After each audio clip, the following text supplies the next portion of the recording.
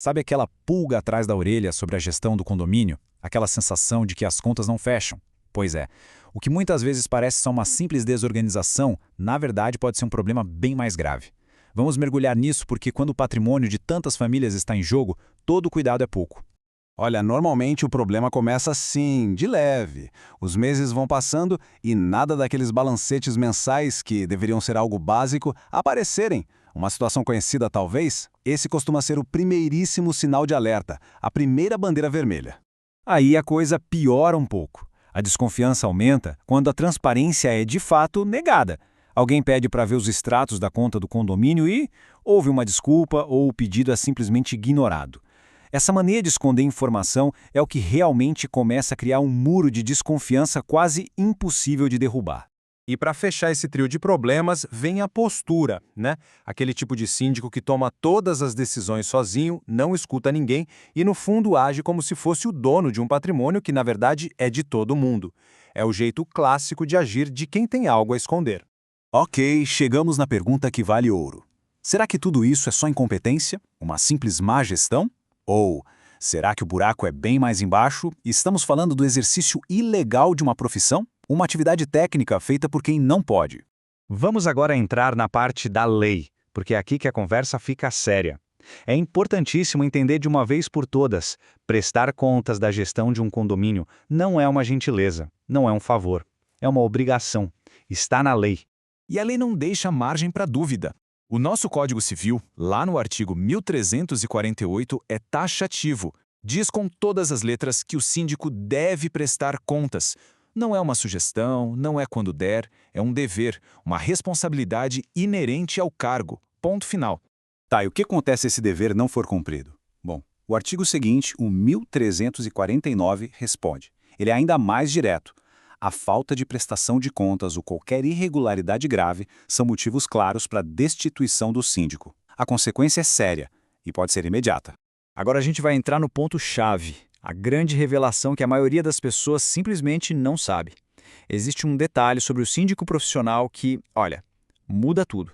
A partir do momento em que o síndico é um profissional contratado e pago para isso, a coisa muda de figura. A gestão deixa de ser só uma representação dos moradores e passa a ser, perante a lei, um serviço técnico especializado. E o que seria esse serviço técnico? Estamos falando de gerenciar o dinheiro, os contratos, os funcionários, enfim, a administração do condomínio como um todo. E essas atividades são, por lei, consideradas campo privativo da profissão de administrador. E aqui vem o checkmate. Uma resolução normativa do Conselho Federal de Administração crava: síndicos que são profissionais e as empresas que oferecem esse serviço são obrigados a ter registro no Conselho Regional de Administração, o famoso CRA. Para que a gravidade disso fique totalmente clara, vamos fazer uma pequena comparação. Uma analogia que ajuda a gente a entender porque esse registro não é só um papel, mas algo absolutamente inegociável. Pensa bem. Alguém aqui contrataria um médico sem registro no CRM ou um advogado sem a OAB? Um engenheiro sem o CREA para construir um prédio? Claro que não. Então, por que seria diferente com um síndico profissional que está administrando o patrimônio de dezenas de famílias? Sem o registro no CREA, ele simplesmente não tem legitimidade técnica para fazer o que faz. Então, que fique muito claro. Não adianta a pessoa ser simpática, ter um papo bom, ser super ativa nas redes sociais. Sem a habilitação legal, sem o registro profissional que comprova a capacidade técnica, nada disso vale. E um alerta importante: as consequências de uma gestão irregular não ficam só nas costas do síndico, não. O problema é muito maior e a responsabilidade, acredite, pode acabar sendo de todo mundo. É um efeito dominó. O risco se espalha. Obviamente, o gestor sem qualificação é o primeiro da fila, mas as administradoras que contratam essa pessoa também podem ser responsabilizadas. E até mesmo os contadores que dão um aval para as contas sem verificar a regularidade do síndico entram nesse barco.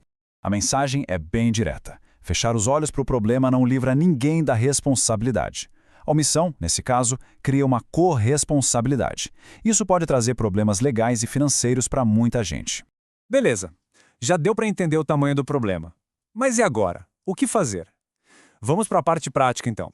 Um plano de ação bem objetivo, em 3 passos, para verificar a situação e agir. O primeiríssimo passo é investigar. É fácil e qualquer morador pode fazer. É só entrar no site do CREA do Estado, procurar pelo nome do síndico ou pelo CNPJ da empresa. E o mais importante, levar o assunto para a Assembleia e exigir formalmente a apresentação dos certificados de registro. E se a investigação mostrar que não existe registro? Bom, aí é hora de agir. Primeiro, denunciar o exercício ilegal da profissão ao próprio CRA. Depois, levar o tema para ser votado em assembleia e, com base na lei, pedir a destituição da pessoa do cargo. Chegando ao fim da nossa análise, é bom lembrar do mais importante. Um condomínio não é só um negócio. É o lar de muitas famílias. É um porto seguro. E por isso, não pode ser um laboratório para amadores ou gente sem a qualificação técnica necessária. No fim das contas, a conclusão é bem simples. A falta de transparência, somada à falta de habilitação técnica, não pode ser chamada de gestão. O nome certo para isso é risco. Um risco financeiro e legal que ninguém deveria aceitar. E para fechar, fica a pergunta no ar. Diante de tudo isso, vale a pena refletir. A saúde financeira do lugar onde se vive está sendo gerenciada de forma profissional e dentro da lei? Ou está apenas sendo colocada em risco?